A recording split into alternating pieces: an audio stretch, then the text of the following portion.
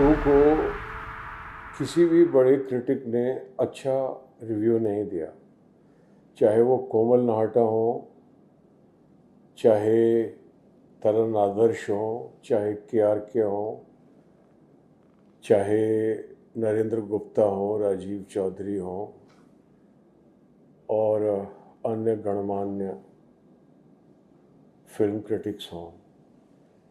किसी ने भी वॉर 2 को अच्छा रिव्यू नहीं दिया, किसी ने भी उसकी कहानी को, उसके स्क्रीन प्ले को अच्छा नहीं बताया।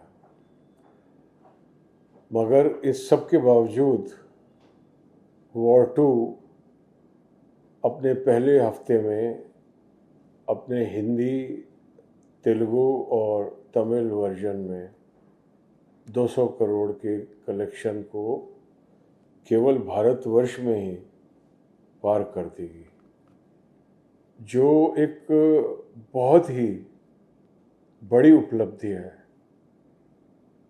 क्योंकि हम ये नहीं समझते कि जब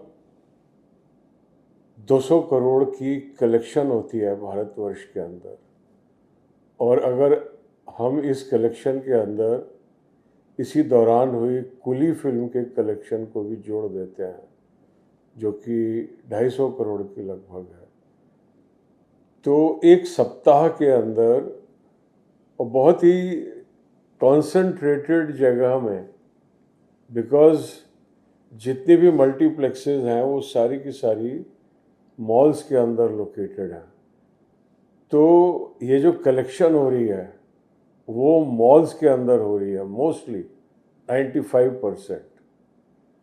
और 450 करोड़ की कलेक्शन को अगर हम समझें कि एक व्यक्ति 300 रुपये कंट्रीब्यूट कर रहा है, तो 1.5 करोड़ का फुटफॉल आता है। 1.5 करोड़ लोगों ने मॉल्स में प्रवेश किया इस फिगर को रियलाइज करने के लिए। ये कोई मेरी बनाई हुई फिगर नहीं है, ये एक फिगर है जो आप वेरीफाई कर सकते हैं जाके नेट के ऊपर। थोड़ा बहुत फ़र्क होगा अलग अलग सोर्सेज के मुताबिक, लेकिन मोर और लेस यही कलेक्शन होगा। तो इसमें हम आते हैं वॉर 2 पर। वॉर 2 थर्सडे को रिलीज़ हो गई थी, 14 अगस्त को, और मैं 10:30 बजे का शो देखने गया उस फिल्म का। लेकिन इंटरवल तक मुझे कुछ समझ में नहीं आया, और फिर इंटरवल के बाद में भी कुछ ऐसा मुझे चमत्कारी नहीं लगा, कन्फ्यूजन ही कन्फ्यूजन दिखाई दिया। और मैं ये सोचा कि इतना जो बड़ा बैनर है, इतना बड़े लेखक हैं आदित्य चोपड़ा और Sridhar Raghavan screenplay writer, जिन्होंने स्पाई यूनिवर्स की तमाम स्क्रीन प्लेज लिखी हैं, Abbas Tyrewala dialogue writer, Hrithik Roshan, NTR junior, and they are all looking very powerful, brilliant sequences.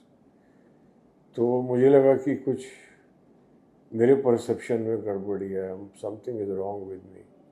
तो मैं चुपचाप आके खामोश हो गया। फिर कोमल नाहटा जी का रिव्यू आया, story screen play is convoluted. मुझे लगा कि यार perhaps I was not alone, किसी और को भी कुछ ऐसे ही लग रहा है। फिर तीसरा, फिर चौथा, फिर पांचवा, फिर ये यूनिवर्सल होता चला गया। और मैं बताऊं कि हिंदी सिनेमा के हिसाब से फिल्म का हीरो ऋतिक रोशन जैसा सुपरस्टार, इतना बड़ा सुपरस्टार अपने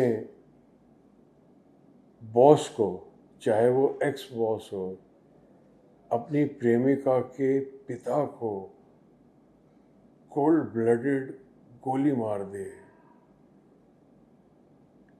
वो इतना बड़ा एक शौक है, एक इतनी बड़ी घटना है पूरे हिंदी सिनेमा के इतिहास के लिए कि हीरो जो है वो हीरोइन के पिता को और रॉ के चीफ को और इस फ्रेंचाइज के जो चीफ हैं कर्नल लूथरा, आशुतोष राणा, पहले आशुतोष राणा उसके मुंह पर थूकते हैं, फिर वो प्रोवोक करते हैं, फिर वो गोली मारते हैं। अगर इस सीन की डिटेल में नहीं जाया जाता, ये सीन दिखाया जाता कि हमारा जो स्पाई है फ्रीलांस, उसको ये आदेश मिला है और वो पेनिट्रेट करना चाह रहा है कली नाम के एक सिंडिकेट में। मैं कह रहा हूँ कि इतना बड़ा ये इंसाइटिंग इवेंट है किसी भी पिक्चर को अगले 2-2.5 घंटे की रचना करने के लिए। This riddle is enough. लेकिन इस रिडल को सॉल्व करने के बजाय और ट्विस्ट पे ट्विस्ट दिए जा रहे हैं और अनएक्सपेक्टेड बातें।